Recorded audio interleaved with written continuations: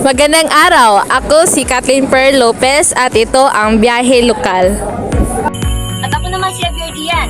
Samahan niyo kami sa paglalakbay upang makita ang kultura ng transportasyon dito sa Mulabi, Zamboanga, Luzon.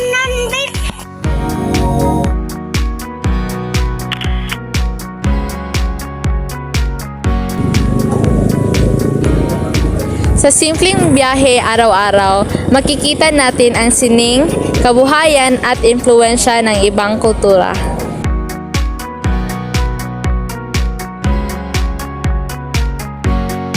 Unahin natin ang mga tradisyonal na sasakyan na naging bahagi na ng ating kultura. Ang tricycle, habal-habal at jeep. Tara, samahan niyo.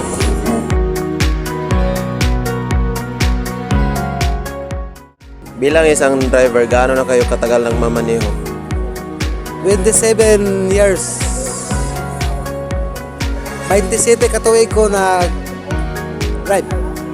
Anong mga pagbabago ang napansin niyo sa transportasyon noon at ngayon? Sa una, wala pa may kooperatiba. Karon, murag nabilong namin sa co-op na may bali organisasyon. Gaano kahalaga ang pagmamaneho sa inyo bilang isang driver? Sa akong part, mo gini hanap buhay mo gibuhi nako sa akong pamilya. Sukad pa sa una o hangtod karon.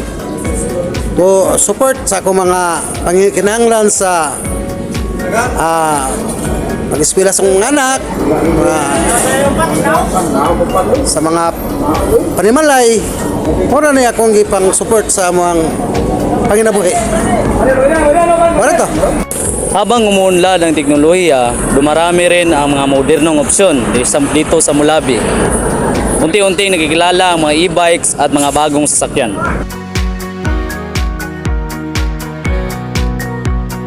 Bakit nyo mas gusto ang modernong sasakyan gaya ng motor? Ang motor, kaya dali lang siya mag-aagi. Lagi o ka ng gamay agyanan. Nang dagkong truck, di mo nakalusot. Medyo motor, dali lang maabot. May padaagan mo. Kaya may traffic. Kaya yung traffic, hindi makalusot mo motor. Mas pinta mo kong e-bike kay mas less sa expenses para sa gasolina. Kumpara po din natin mga ligid. Gusto ang biyahe kumpara sa traditional na tricycle o jeep? Mura ba, mabilis o convenient? Ngayon mabilis, noon hindi. Hindi lang driver ang bida, kundi pati ang mga araw-araw na pasahero. Anong sasakyan ang madalas mong ginagamit at bakit? Anong sasakyan ang madalas mong ginagamit at bakit? Ang madalas kong ginagamit ay ang tricycle.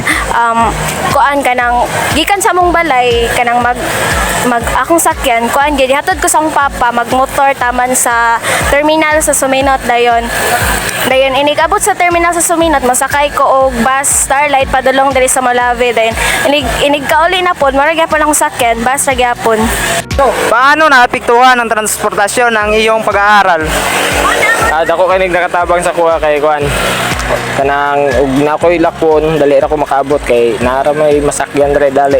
Di ra pud ko mabasa kay waterproof man ko. May napapansin ka bang pagbabago sa estilo ng mga sasakyan sa Mulabi? Sa una na din ang bao-bao. Di ba wala nang payong-payong. Sa una ang kuan sa tricycle pa. Karon badya na. Dayon ang single motor karon na mga payong-payong.